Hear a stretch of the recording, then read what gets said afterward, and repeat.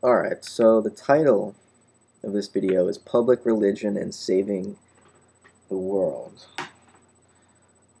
Now, there's a government in power right now that's composed, all the politicians are mostly very religious people, very driven, very, in most cases, troubled. They all seem to have, histories of addiction, or at least a lot of them do. Most of them are corrupt and they're trying to live a double life, you know, because they're human beings like the rest of us, and they live in this world that we've evolved into culturally that has it that our public lives and our private lives are two, you know, maybe connected but separate domains, and that we have to sort of put on two faces at all times. We have to find people that we love around us, which really is our family and maybe a few friends if we're lucky.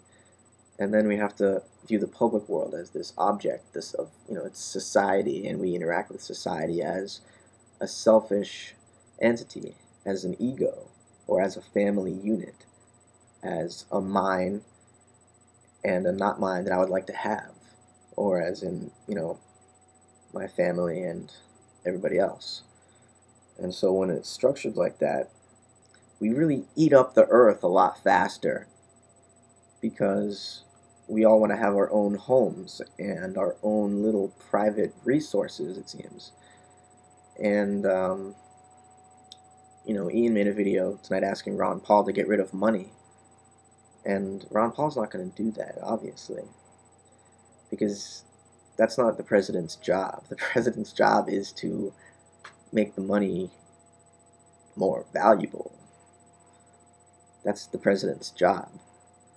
That means more valuable because the international community respects it and honors it, and more valuable because it's worth more, and you can buy more, and you make more of it when you go to work. That's what Ron Paul is trying to do.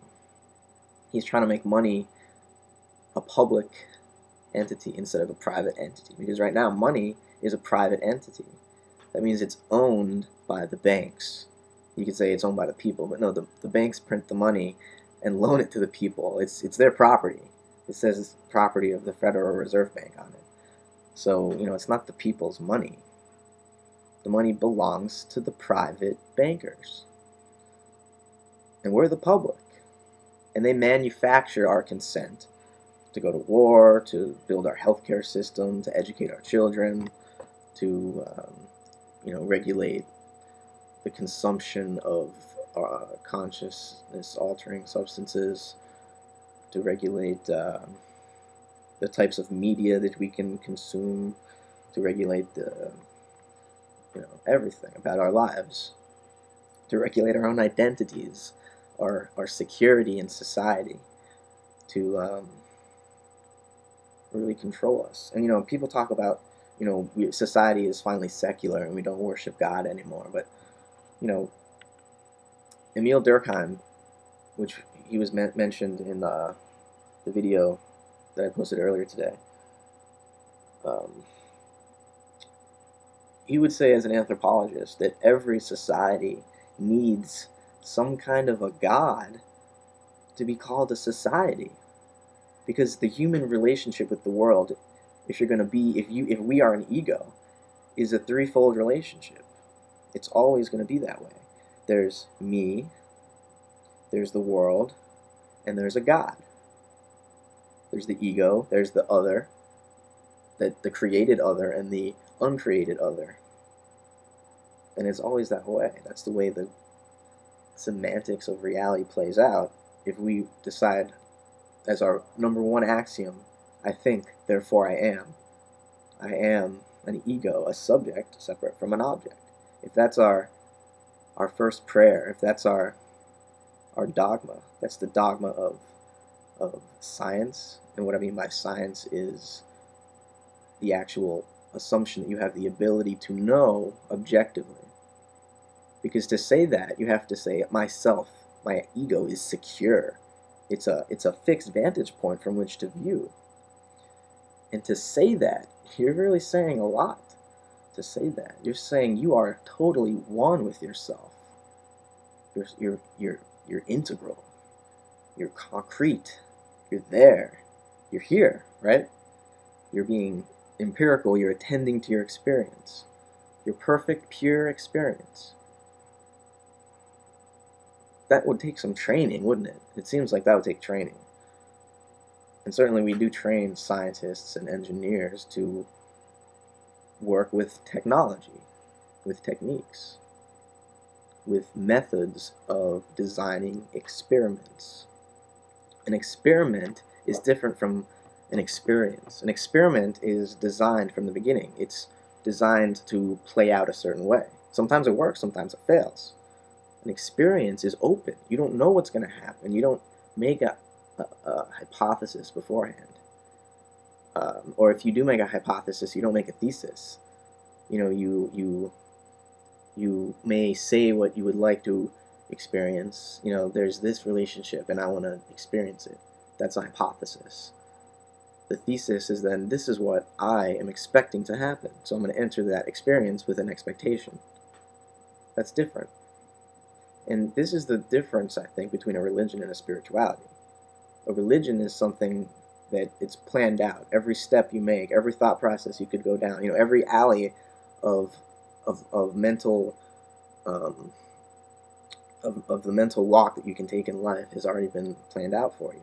It's been designed, and you can't ever think of something new. You know, this is why when the Ayn Rand objectivists, everyone I've heard from so far, they tell me that, oh, Ayn Rand's written about a character that answers your exact position, and you know, he pretty much does away with it. And you know, it's like, that's fine, but what is that really saying? Because I'm going to read it and I'm going to say, yeah, I've heard that 1,000 times, but it doesn't change the way I think. You know, it doesn't change my position. Because if that's the fixed argument, you know, I don't base my life on logic, or at least not logic alone. And I wanted to mention that we still have a God today, you know, no matter who we are. The trivalent relationship remains, even though we no longer believe in God. We certainly believe in TV, and TV defines our culture, doesn't it? We got a satellite TV. This is up in space. Oh, here we go. A history of violence. We're definitely a violent society. Let's go watch the news. Let's see what's on Fox. There's got to be something good on Fox right now. I hope I don't get sued for this. Can I get sued for this? No, this is my personal television. I pay for this television. A lot of money, like $60 a month to get this satellite. It's mine. I'm putting it up. Greta Van Susteren. Oh, God. Meanwhile, on Little Bush, whatever it's called, there was a